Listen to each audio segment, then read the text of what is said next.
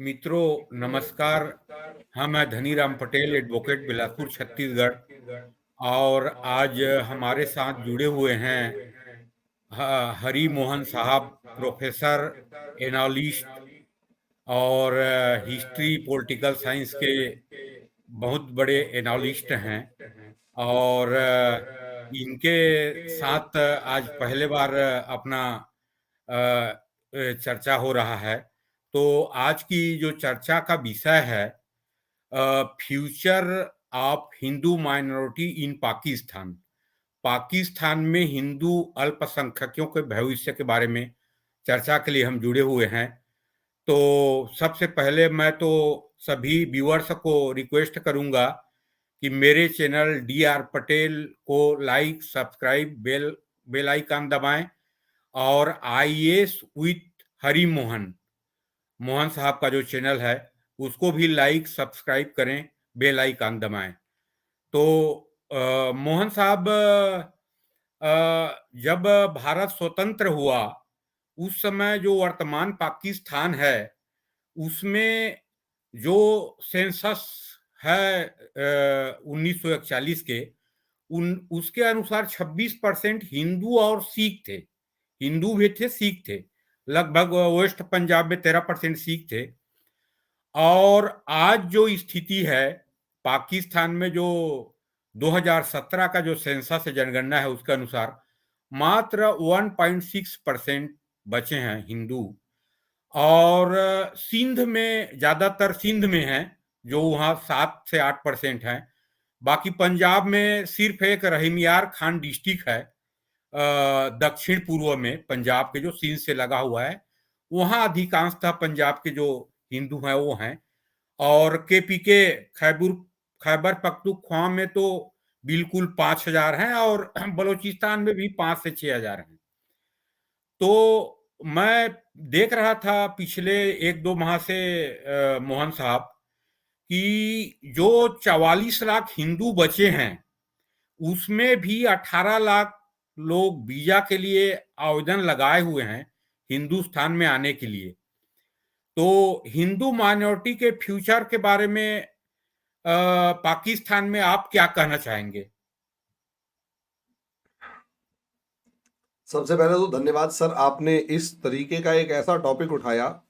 जी मुझे इस चीज को मानने में बिल्कुल परहेज नहीं है कि इस टॉपिक के बारे में सोच ही नहीं पाया था। जी और जी जी आपने इस तरफ ध्यान ऐसा दिलाया कि जब आपका फोन आया तो आई वॉज डेस्परेट कि मैं आपसे इस मामले में जरूर डिस्कस करूं। मेरे लिए बहुत इंपॉर्टेंट टॉपिक है ये कि, और हम्म, मेरे को अपने ऊपर भी एक अजीब सा गुस्सा है कि मैंने क्यों नहीं सोचा। जी फिर जब सोचा, नहीं रियलिटी सर, कई बार जी क्या जी होता है ना, जैसे आप हमसे इस मामले में सीनियर हैं और कई बार गाइडेंस यहाँ चाहिए होती है कि यार यहाँ भी तो ये अनटच्ड कैसे है। जी जी जी तो मेरे और सच में दिमाग हिला और मैंने वो रूट्स निकालनी शुरू करी। और मैं पिछले कुछ टाइम मैंने फिर उसके बाद अपना जो थोड़ा सा होमवर्क करना था मैंने किया। मुझे एक चीज समझ में आ गई कि हम इस टाइम पर थोड़ा सा अधूरा डिस्कशन हो जाए रह जाएगा हमारा, क्योंकि हम हम्म, आज के दिन प्रेजेंट पाकिस्तान वाली बात कर रहे हैं। वी जी, are not able to discuss about Bangladesh. Yes yes, Bangladesh को भी इसमें अगर जोड़ेंगे और वो डाटा हाँ, अगर जोड़ देते तो और ज्यादा कॉम्प्रिहेंसिव वे। लेकिन कोई बात नहीं, हम बांग्लादेश के फ्यूचर के, बांग्लादेश के अंदर जो हिंदूज हैं उसको उनके अलग से फ्यूचर बात के कर बारे लेंगे। में अलग से करेंगे, क्योंकि जी, उनकी कहानी अलग है और वो और हम्म ज्यादा खतरनाक है। खैर इधर आते हम्म हैं। हम्म सर एक्चुअली पाकिस्तान के अंदर जो हिंदुओं की जो देखो स्थिति है, वो माइनॉरिटीज थे जैसे आपने बताया कि जब पाकिस्तान हिंदुस्तान आजाद हुआ तो 26% जो हिंदू थे वहां पर, इसमें कोई जी, दो राय नहीं कि 26% थे। हम्म अब सर एक्चुअली क्या होता है कि माइनॉरिटीज किसी भी कंट्रीज में होंगी ना, वहां उस कंट्री में प्रिवेल करने वाले आइडिया के ऊपर उन माइनॉरिटीज की सिचुएशन डिपेंड करेगी। जी उस जी कंट्री में कौन सा आइडिया प्रिवेल कर रहा है, किस लेवल पर कर रहा है, ये सब चीजें समझे। ये जी सब जी चीजें इसलिए आती हैं, मतलब आप खुद सोच कर देखिए एक चीज कि माइनॉरिटीज यहां यहां नहीं, माइनॉरिटीज आपको सऊदी अरेबिया में गायब मिलेंगी। जी माइनॉरिटीज क्या नाम है इसमें गायब मिलेंगी, क्या नाम है, ईरान में। माइनॉरिटीज हम्म इराक में गायब मिलेंगी, सीरिया में हम्म गायब मिलेंगी। पूरे हम्म के पूरे यजीदी लड़कियों के साथ जो जो हाल हुए वो इराक दुनिया ने में। देखा इराक में, हम्म और कुर्दिशों के साथ जो हाल हो रहे हैं वो देख लेंगे। अब हम्म, प्रॉब्लम समझिए, दिस इज माइंडसेट। जी जी। अब माइंडसेट में, ये माइंडसेट क्या सिर्फ नॉन मुस्लिम्स के अगेंस्ट है या हिंदुओं के अगेंस्ट है? नहीं, ये माइंडसेट है हर वो इंसान के अगेंस्ट जो उस पर्टिकुलर सिस्टम का या उस पर्टिकुलर रिलीजन का या उस पर्टिकुलर आइडियोलॉजी को एक्सेप्ट नहीं कर रहा, हम्म। उसका। और उसके पीछे जो बेसिक आइडिया है वो है नफरत, हम्म डिनायल, हम्म रिजेक्शन, हम्म कि आप सामने वाले को उसके धर्म के नाम पर, क्योंकि वो विश्वास कुछ और रखता है, आप हम्म उसे आउटवर्डली रिजेक्ट कर रहे हैं, उसकी हम्म एग्जिस्टेंस को नहीं मान रहे हैं। हम्म तो वो आपको लगभग सब जगह मिलेगा, टर्की के अंदर भी मिलेगा जहां लगभग 2 से 3% है, और हम्म बड़ी बेशर्मी के साथ आया सोफिया जैसी जो पहले चर्च थी उसे म्यूजियम बना दिया, उसे बिना किसी लीगल प्रोसीजर के, सिर्फ एक हम्म नोटिस के थ्रू दोबारा से मॉस्क डिक्लेयर कर हम्म दिया। हम्म क्योंकि उन्हें इससे कोई फर्क नहीं पड़ता कि आपकी माइनॉरिटी के इमोशंस का क्या होगा, लेकिन उन्हें हम्म उससे पूरा फर्क पड़ता है कि उसकी वो जो माइनॉरिटी है वो माइनॉरिटी है ही क्यों, वो हमारे जैसा क्यों नहीं है, हमारे जैसा होना चाहिए। मैं जो सोच रहा हूं, मैं जैसे रह रहा हूं, मेरा जो विचार है, मेरा जो धर्म है, वैसा होना चाहिए। वो चीज आप लेबनान के अंदर देख सकते हैं, वो चीज आप इजराइल हमास में देख सकते हैं। इजराइल फिलिस्तीन का जो इशू है ना, हमास वाला, उसमें ह्यूमैनिटेरियन ग्राउंड लोगों को मरते हुए फिलिस्तीनी बच्चों का दिखाई दे रहा है, लेकिन वो स्लोगन सुनाई नहीं दे रहा जिसमें वो कह रहे हैं from river to the sea Israel must be, मतलब फिलिस्तीन मस्ट बी फ्री। यानी फिलिस्तीन without Israel, they are imagine, they are वो इमेजिन कर रहे हैं कि रिवर जॉर्डन से लेकर सी तक पूरा इलाका जो है वो फ्री है। बात समझ में आ गई? जी जी। यस और नो? वो पूरा इलाका फ्री है, समझे?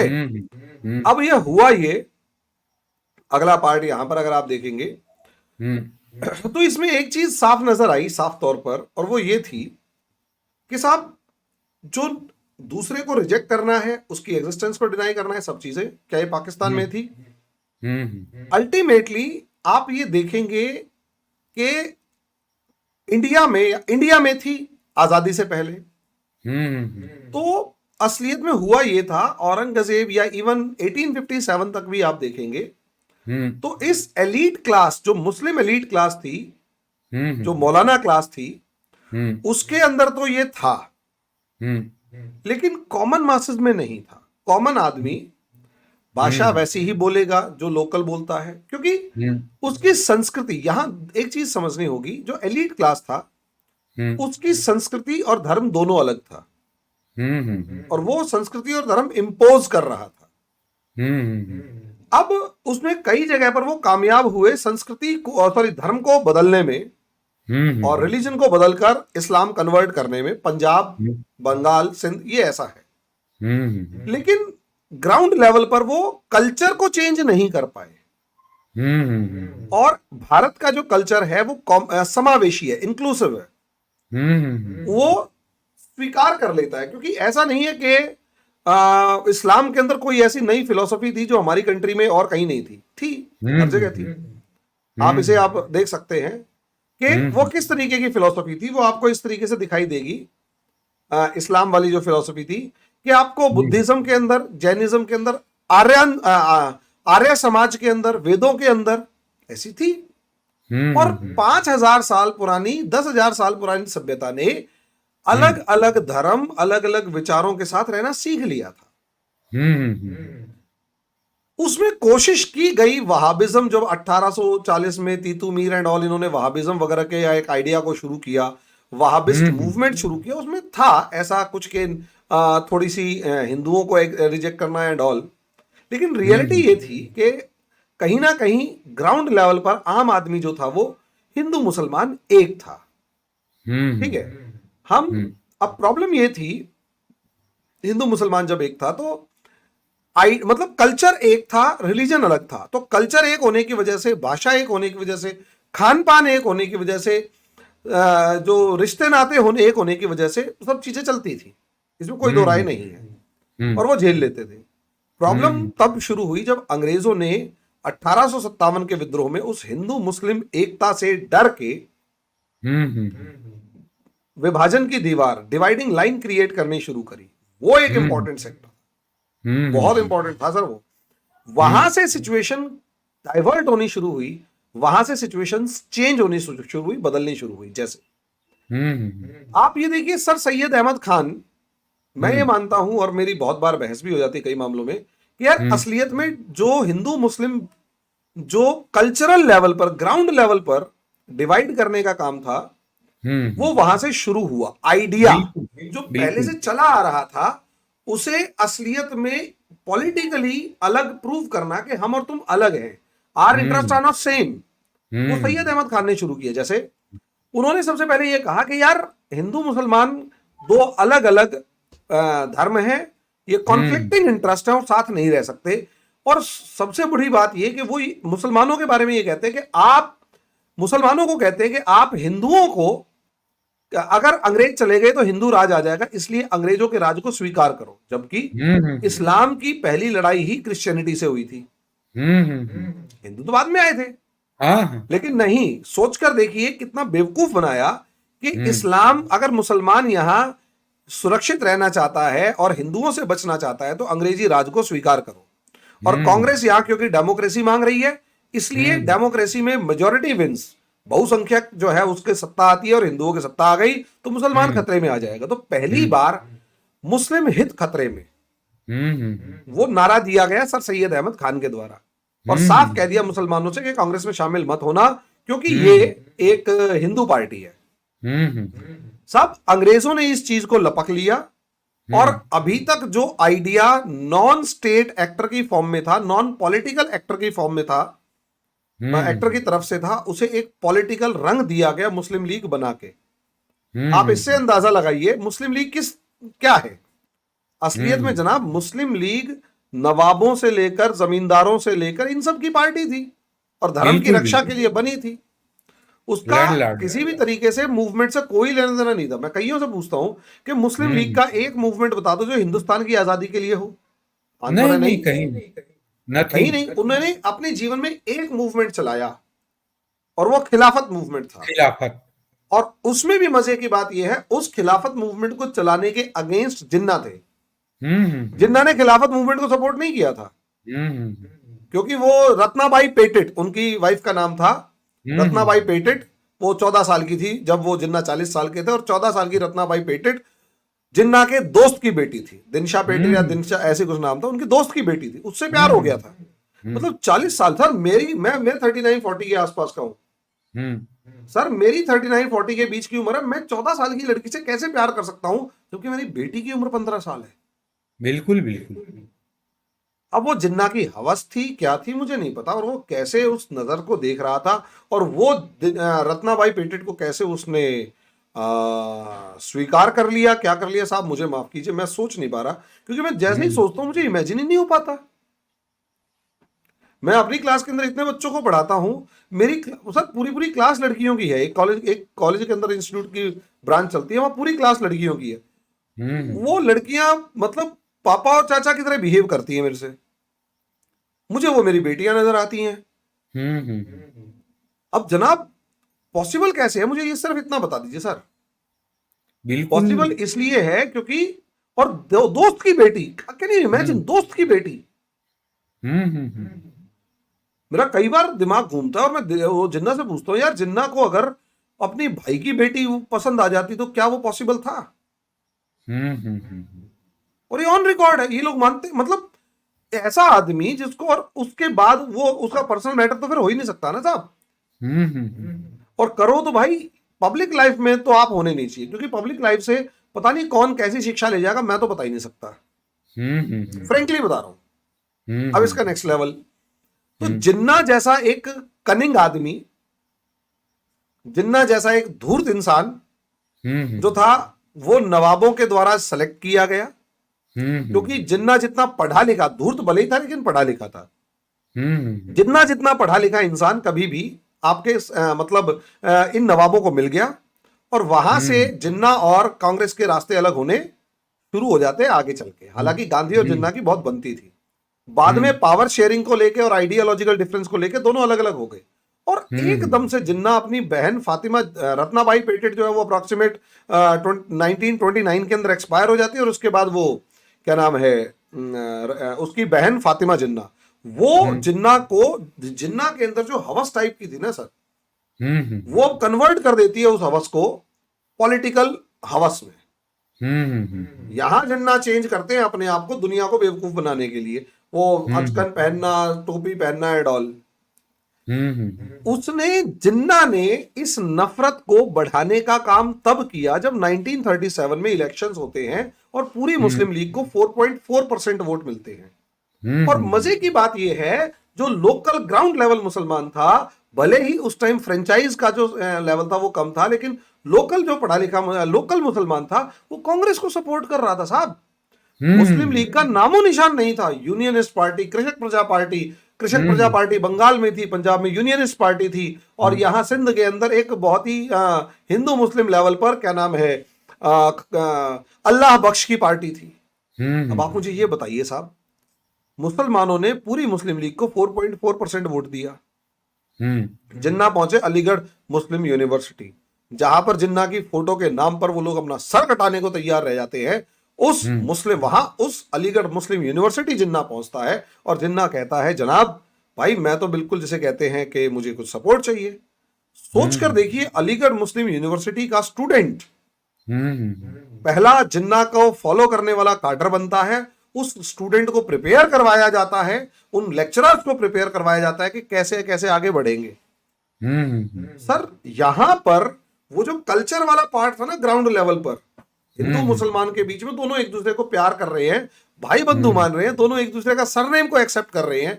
पता लगा यहां पर भी एक हिंदू सरनेम वाला बैठा हुआ है जिसका नाम मान लिया क्या नाम है मलिक है। मलिक हिंदू भी है मुसलमान भी है, ठीक है, दोनों सेम सरनेम यूज कर रहे हैं, ठीक है। उनके बीच में डिफरेंस कैसे क्रिएट किया गया, यहां इस नफरत को समझिए। फिर हमारी हिंदू से कहानी जुड़ेगी पाकिस्तान में। असलियत में मुस्लिम लीग जो है वो ध्यान किस तरफ दिखा रही थी, मुस्लिम हित सुरक्षित नहीं है। बहुत बढ़िया भाई, सुरक्षित नहीं है तो मान लिया सुरक्षित नहीं है। अब इससे नेक्स्ट लेवल जनाब ये था सर कि जब मुस्लिम लीग सुरक्षित नहीं आया, वो मुस्लिम हित सुरक्षित नहीं है, उन्हें कन्वर्ट किया गया इस्लाम खतरे में है।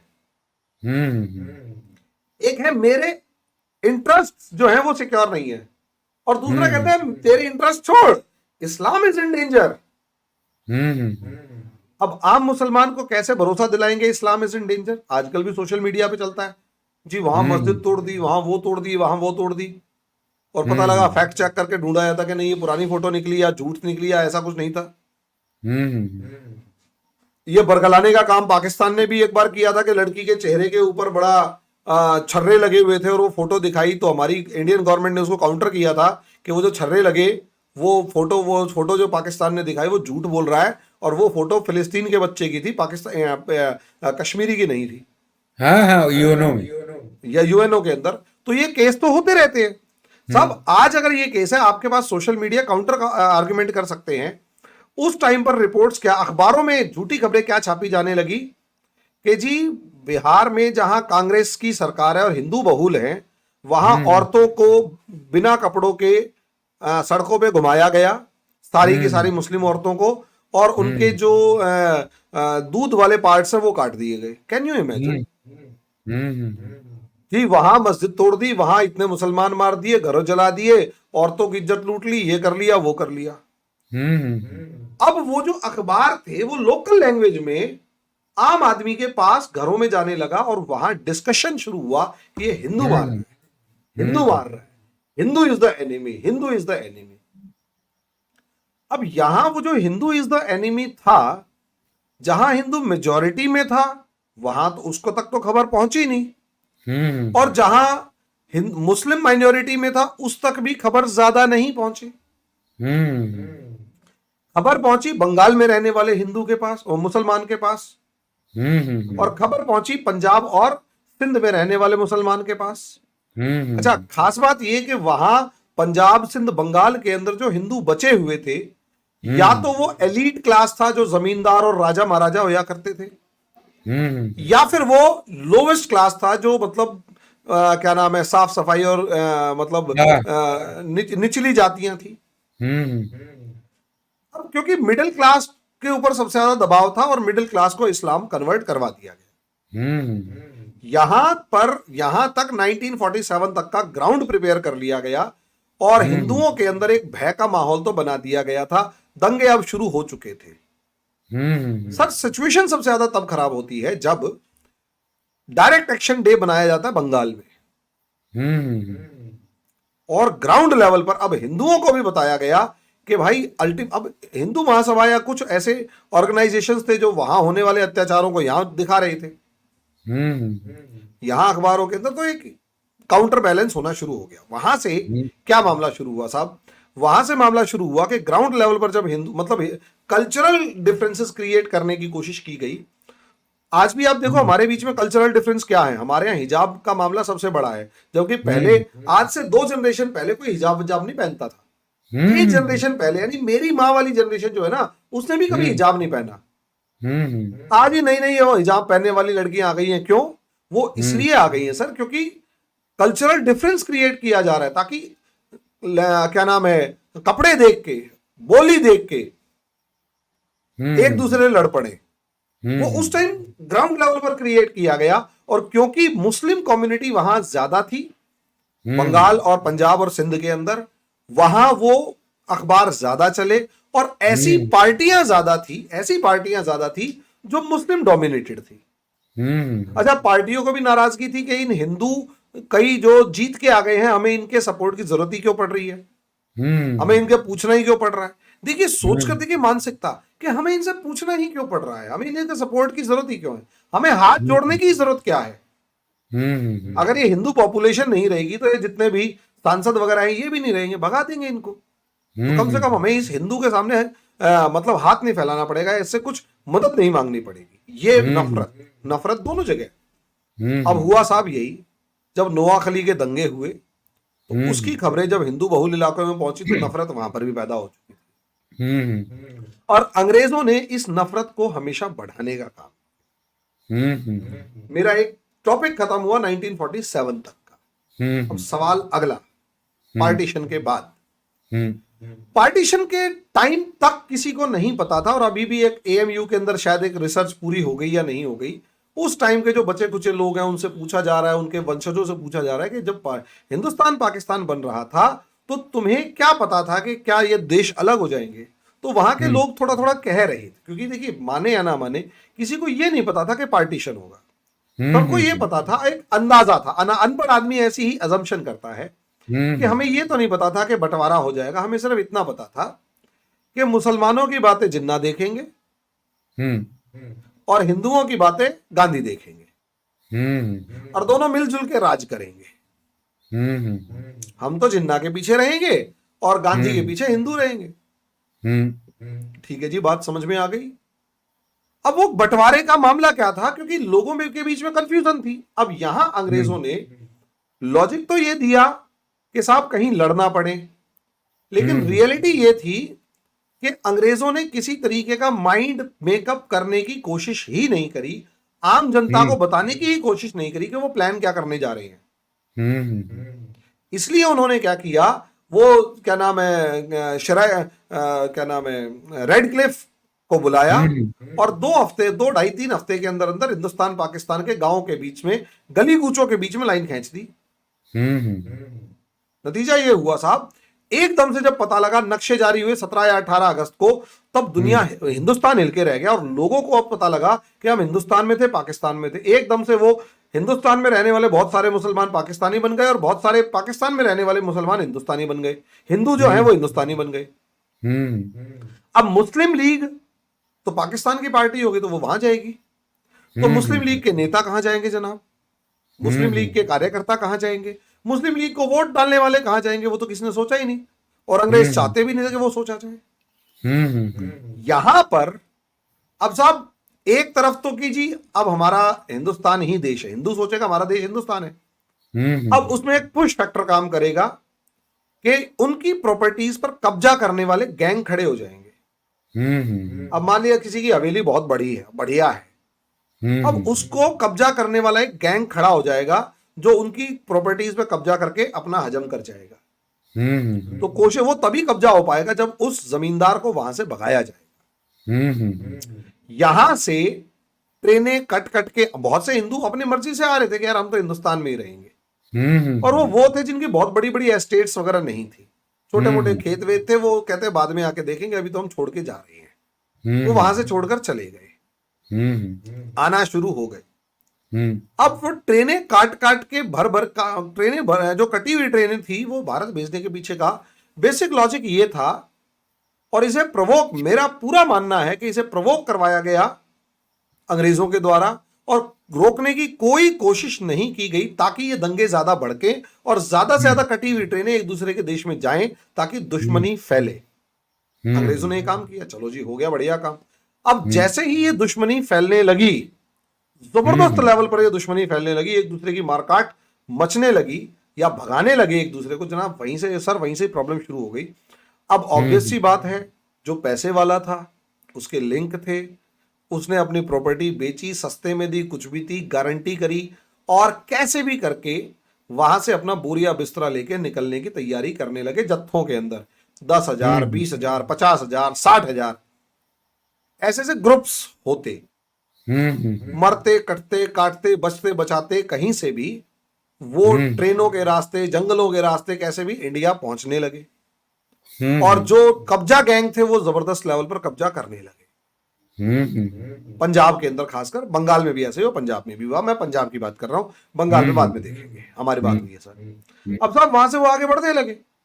वहां से सबसे पहले कौन आया, यहां पर हिंदू यूनाइट होना चाहिए था, लेकिन जानबूझकर वो जो दलित मूवमेंट के नाम पर दलितों को हिंदुओं से अलग प्रोजेक्ट करने वाला मामला था, वहां नरेंद्र मंडल नाम का एक बंदा था ना, वो क्या नाम, नरेंद्र मंडल ही तो जो लॉ मिनिस्टर पाकिस्तान का पहला था दलित, और वो यहां पर बड़ी बुरी हालात के अंदर मरा था। पाकिस्तान का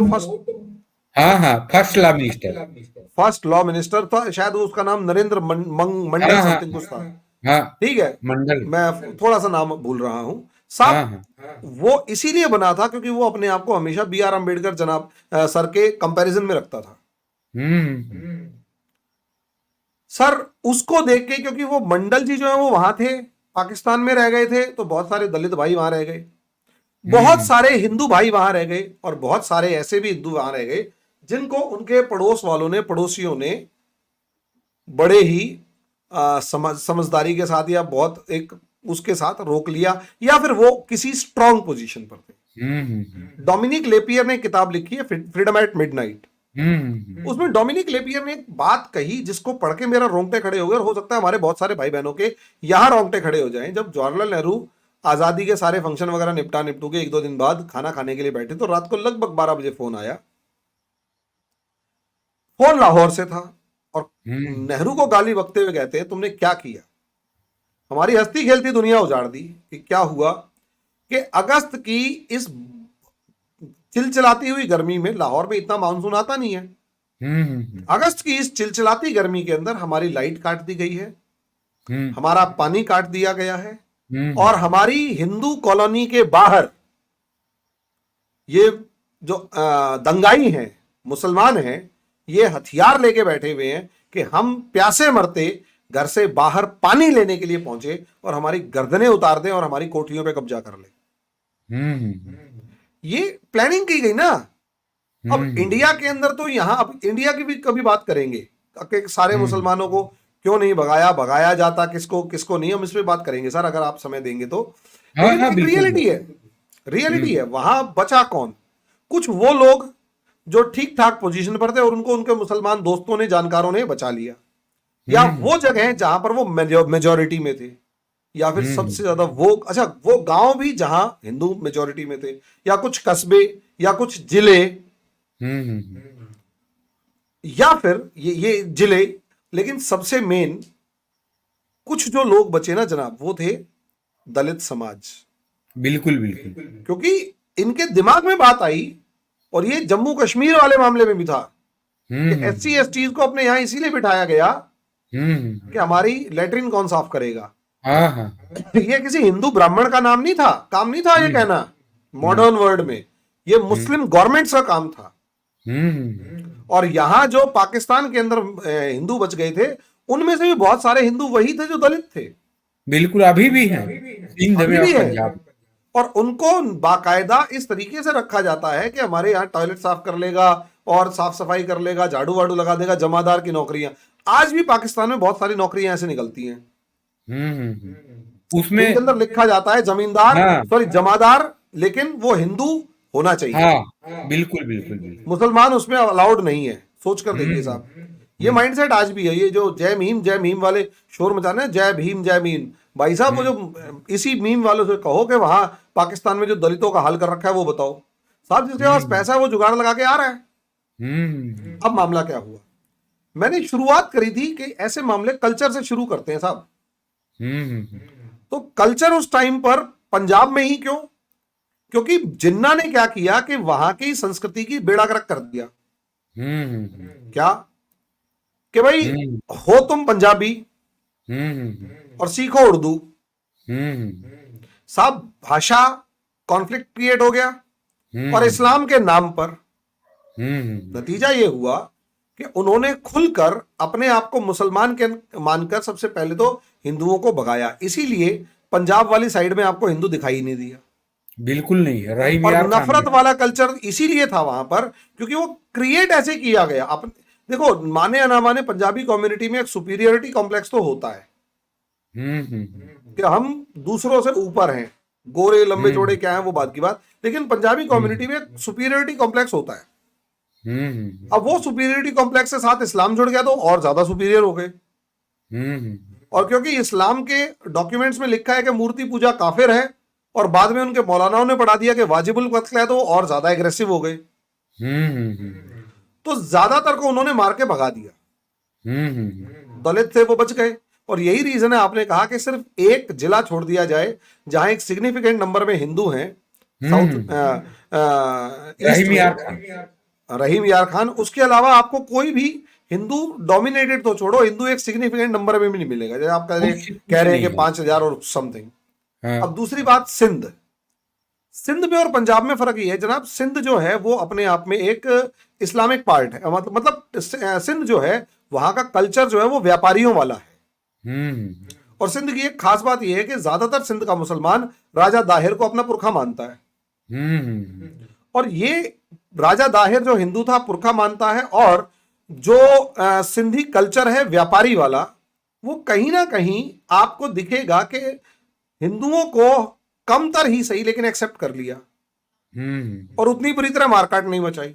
और सिंधी आपको योद्धा या लड़ाकू नहीं मिलेगा, ठीक है। और लड़ाकू ना होने की वजह से और नफरती ना होने की वजह से, व्यापारिक दिमाग होने की वजह से वो कहीं ज्यादा अच्छा हिंदुओं के साथ तालमेल बिठा पा रहा था।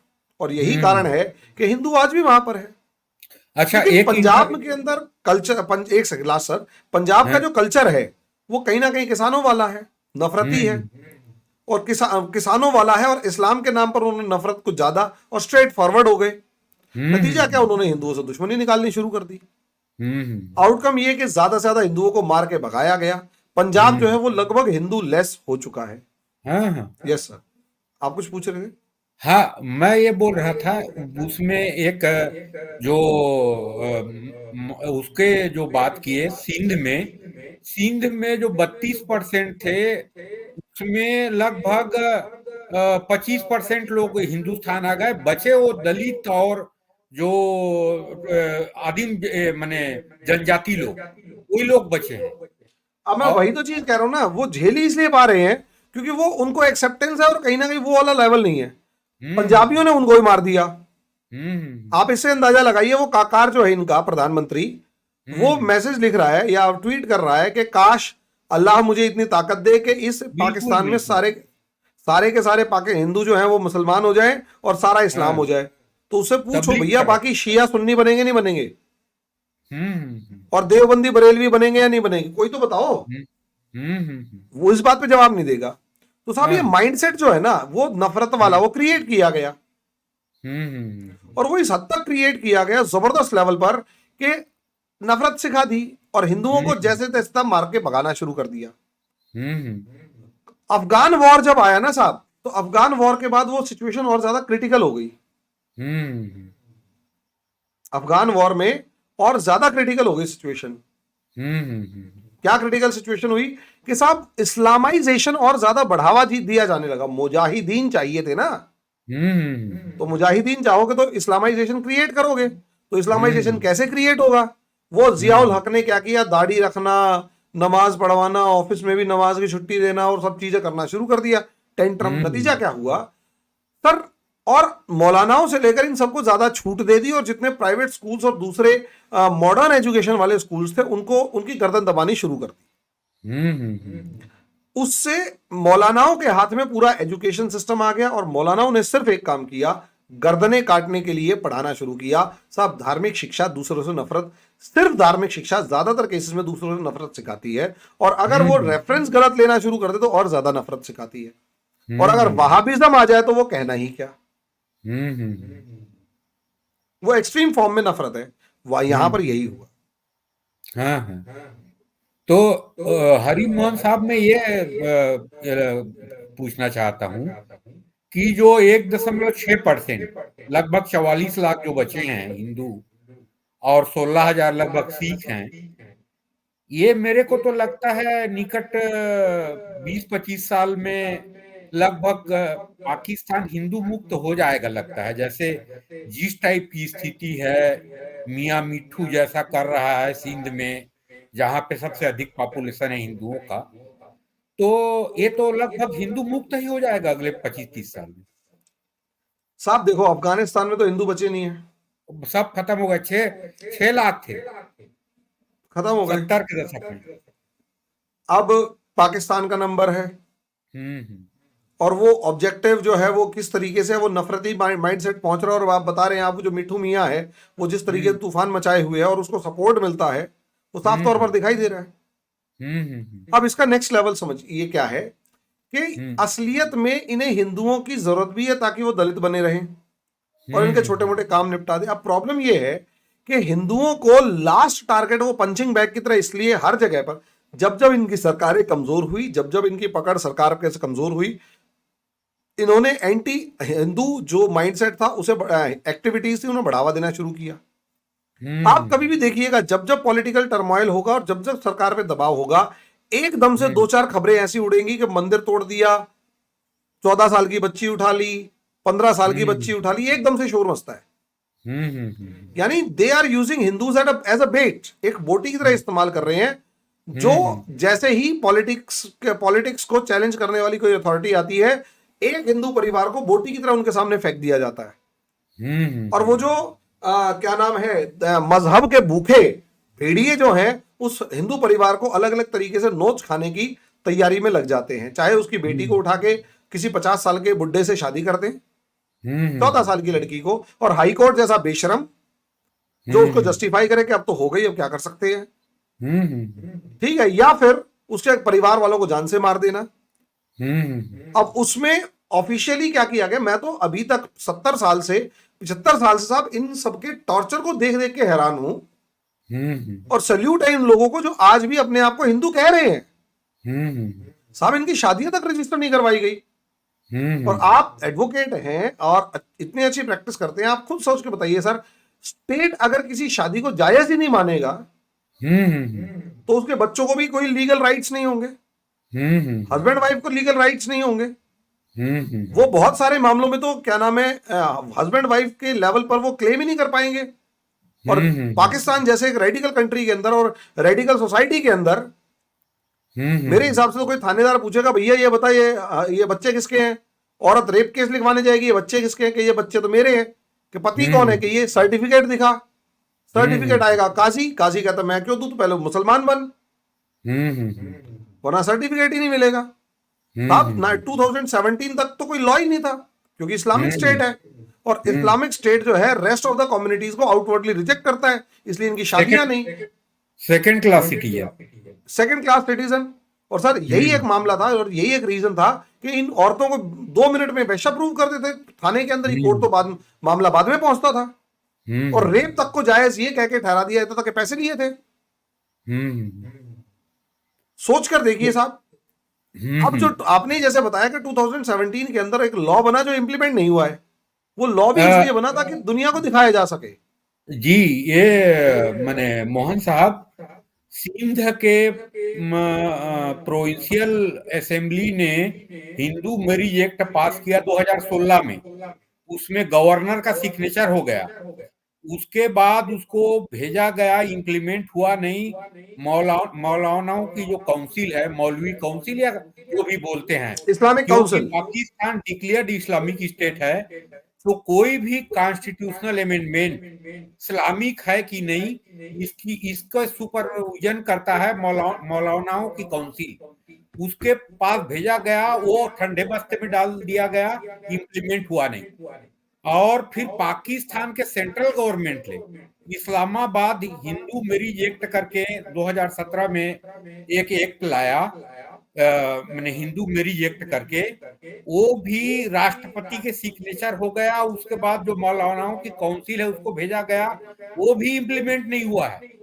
दोनों इम्प्लीमेंट नहीं हुआ है। ये स्थिति है वहां पे। लेकिन मजे की बात सर क्या है ना, आप तो इस बारीक बात को उठा के ले आए कि हम्म इंप्लीमेंट हुआ या नहीं हुआ। हम्म ठीक है, दुनिया के अंदर जब पास किया कानून तो डिबेट हो गई हाँ कि पास हो गया, पास हो गया, पास हो गया, पास हो गया। लागू हाँ, हुआ नहीं हुआ उस बात को खबर ही नहीं बनने दिया। बिल्कुल किसी मीडिया में नहीं है। मैं तो कहूंगा इस चीज को के लिए आप स्पेशली एक ऐसा वीडियो बनाए ताकि वो डिबेट और डिस्कशन में आए। बिल्कुल बिल्कुल। हाँ, तो सर अब आप ये सोचकर देखिए कि किस लेवल पर जाके इन्होंने खेल किया है, हम्म। किस लेवल पर जाकर खेल किया है। और अभी आपने जो बताया, वहां के जो इंटरिम प्राइम मिनिस्टर जो है काकर, वो तबलीग कर रहा है कि हाँ, हम चाहते हैं कि आप जो हिंदू हैं वो उनको इस्लाम की रोशनी पड़े और इस्लाम स्वीकार कर ले करके। अगर ये चीज हिंदुस्तान में हो गया होता, भारत के किसी मिनिस्टर ने बोल दिया होता, भारत के प्राइम मिनिस्टर ने बोल दिया होता, तो क्या स्थिति होता सोचिए। यहाँ के जो, यूरोप अमेरिका से लेकर सारे छाती पीटने लग जाते, हाँ, हाय तौबा मच जाती, इंसानियत खतरे में आ जाती। और हम्म ये खतरे में, वो खतरे में, हमारा विपक्ष से लेकर सब चीजें हम्म ठीक है आ जाती। प्रॉब्लम ये है दुनिया का। और ओआईसी, ओआईसी, हम्म ओआईसी तो घोड़ा बन के पता नहीं क्या कर रहा होता जी, ऐसे हो गया वैसे हो गया। Sorry I am hmm using the bad words, लेकिन है ही वो ऐसा। हम्म पाकिस्तान के मामले में किसी ने डिस्कस ही नहीं किया। बिल्कुल वो बिल्कुल। इसलिए नहीं क्योंकि सर वो हमारी एग्जिस्टेंस को मानते ही नहीं है। हम्म। वो हमारी एग्जिस्टेंस को मानते ही नहीं है, तो क्या करेंगे।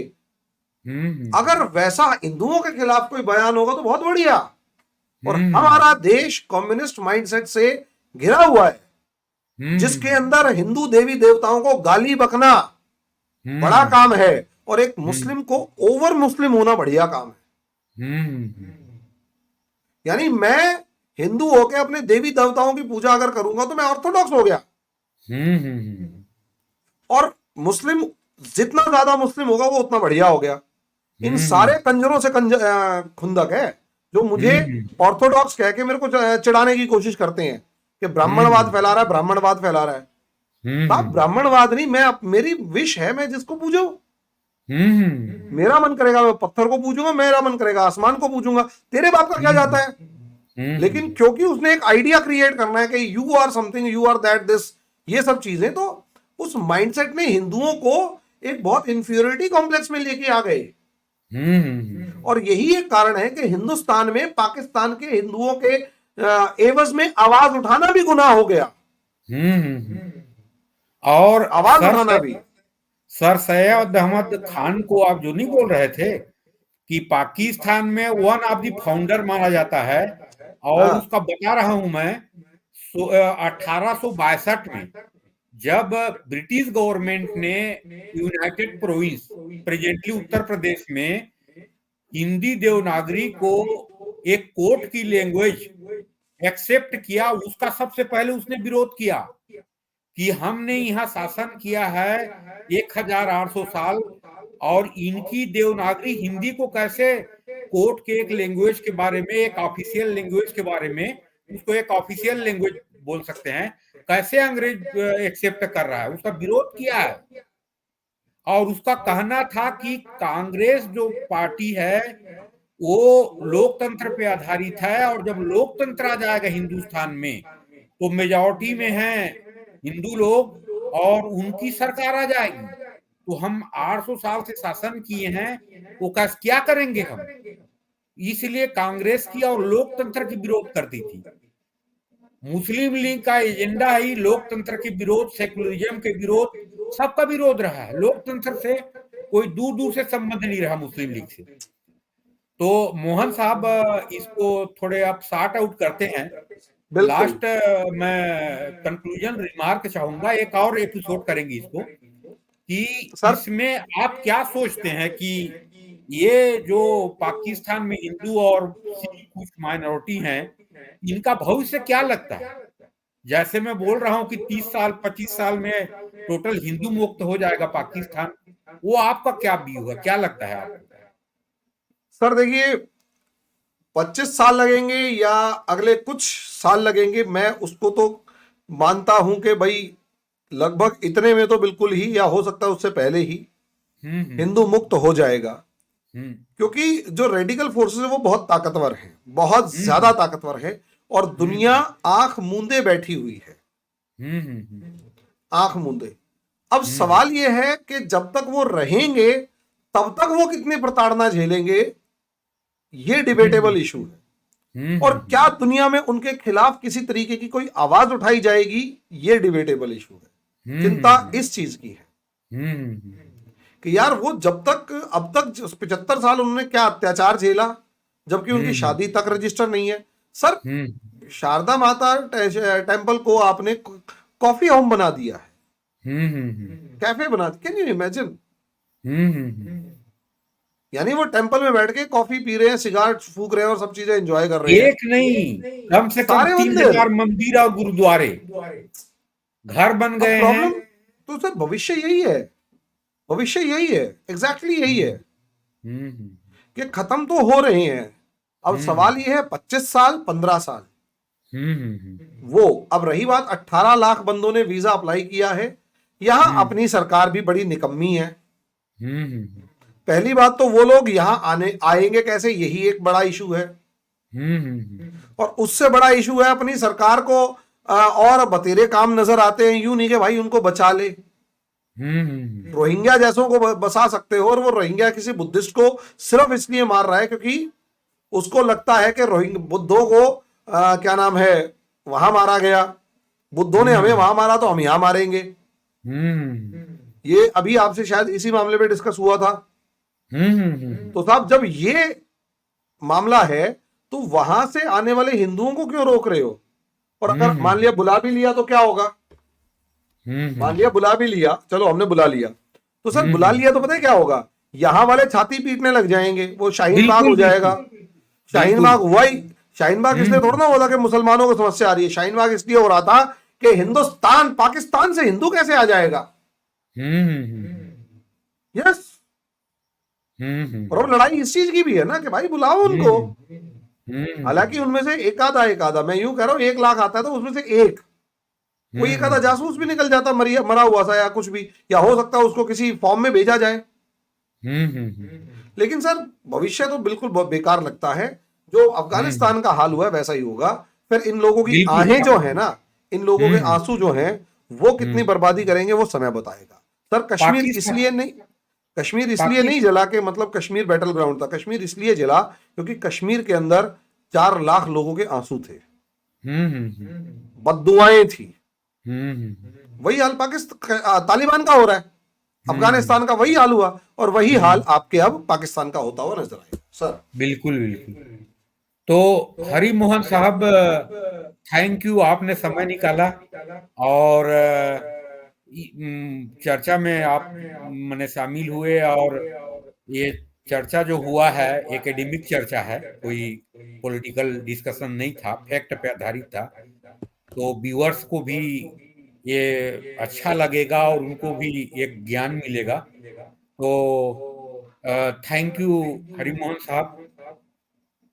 जय हिंद, जय Bharat, Vande Mataram. Thank you sir, आपने मुझे अपने चैनल पे बुलाने लायक समझा। Thank you very much. अरे नहीं यार, रुकिएगा थोड़े से।